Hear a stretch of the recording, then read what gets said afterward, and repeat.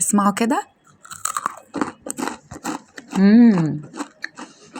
يعني ليه نروح نشتري الكيلو ب120 من عند اتول ولا من عند اي فرن نظيفة، واحنا ممكن نقدر نعمله في البيت بمقادير بسيطة جدا. البقسماط اللي الكل بيحبه. السلام عليكم، ازيكم حبايبي غاليين، عاملين ايه؟ يا رب تكونوا بخير. حطيت هنا كوباية مية دافية، حطيت معلقتين سكر ومعلقة كبيرة خميرة، وقلبت كل ده كده كويس مع بعض. وبعد كده نزلت بنص كوباية زيت، وبعد كده نزلت برشة ملح بسيطة، يعني مثلا نص معلقة ملح صغيرة.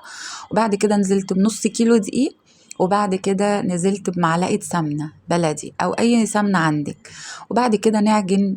بصوا، عايزه اقول لكم، انا سمعتكم بنفسكم وانا لسه يعني عاملاها ولسه مطلعاها من الفرن. وعايزه اقول لكم ان الكميه اللي في اول الفيديو دي مش الكميه كلها، لان كان في صواني في الفرن، فانا حبيت ان انا اطلع اول صينيه كده واوريها لكم. بس بعد ما لميت العجينه وعجنتها كويس، كمان بلمها تاني بمعلقه سمنه برده تاني، وبعجن وبلم في العجينه كويس جدا.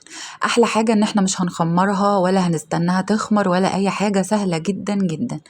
هنجيب بقى ربع كيلو سمسم ونحط عليهم 3 معالق ميه كبار. انا عايزه اقول لكم المعالق كلها اللي استعملتها، معلقتين السكر ومعلقه الخميره، معالق كبار من معلقه الاكل بس. وبعد كده نجيب العجينه بتاعتنا ونفردها كده ونغطيها بكيس، اهم حاجه. يعني انا غطيتها هنا بالبلاستيك راب. وبعد كده بنقطعها بالسكينه زي ما انتوا شفتوا كده. وبعد كده بناخدها. يعني انا عايزه اقولك بس حاجه مهمه جدا، الحتت اللي كانت رفيعه في البقسماط كلها اتحروقت، فانا مش عايزاكي ترفعي قوي ولا تخني قوي، خليكي في الوسط. ماشي يا بنات، علشان تطلع معاكي حلوه قوي. انا عندي الحتت اللي كانت رفنعه في النص مثلا اتحروقت، فانا حبيت اقول لكم على المعلومه دي. عايزه اقول لكم ان طعمها زي بتاعه اتول واحلى 100 مره، وحياه ربنا طعمها جميل جدا. مش زي بتاعه الفران، طعمها احلى بكتير بكتير بكتير. وحاجه هتتعمل في البيت ونضيفه، انت اللي عاملاها لولادك، وحاجه جميله جدا مع كوبايه شاي بلبن الصبح كده او بالليل كده وانتوا قاعدين في سهره حلوه. طعمها خطير خطير خطير بجد، لو جربتوها هتعجبكم جدا. الطريقة سهلة جدا وبسيطة ومش محتاجة أي افتكاسات.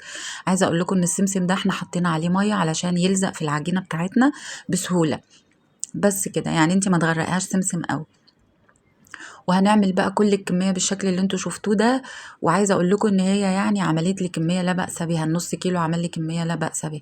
على فكرة يا بنات، النص كيلو لو انت عايزة توزنيه بالكوبايات بيكون حوالي 3 كوبايات او 3 كوبايات ونص بالكتير قوي. تمام. لكن لو انت بقى عايزه تجيبي نص كيلو على طول كده وتعمليه، يبقى اسهل لك يعني. وطريقه التشكيل بتاعتها سهله ومش محتاجه اصلا حاجه. وشوفي بقى، انت لو عملتيها لاولادك وفي ثواني هتخش الفرن على درجه حراره 170 يا بنات، هتتحط في الرف اللي في النص، مش هنولع ابدا ابدا الشوايه.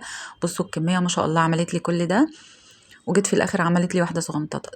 بصوا عبال ما خلصت كانت اول صينيتين خمروا، دخلتهم الفرن زي ما قلت لكم على درجه حراره 170، طلعوا بالشكل ده. شفتوا يا بنات الحتت اللي هي كانت رفنعه اتحرقت مني. مش عايزه اقول لكم، انا سمعتكم القرمشه في اول الفيديو، بجد يا جماعه طعمها خطير. وقرمشه مش من اللي هي بتوجع السنان، لا، قرمشه خطيره اللي هي بتدوب في البق يعني. طعمها حلو جدا جدا، اللي هيجربها هيشكرني عليها بجد. ولو وصلتي لحد هنا في الفيديو، ما تنسيش بقى تدعميني بلايك وتشيروا الفيديو لاصحابكم وحبايبكم، بحبكم قوي. بصوا، بصوا الجمال والحلاوه. يا حلاوتك يا جمالك، خليت للحلوين ايه. بحبكم قوي، سلام عليكم، باي باي.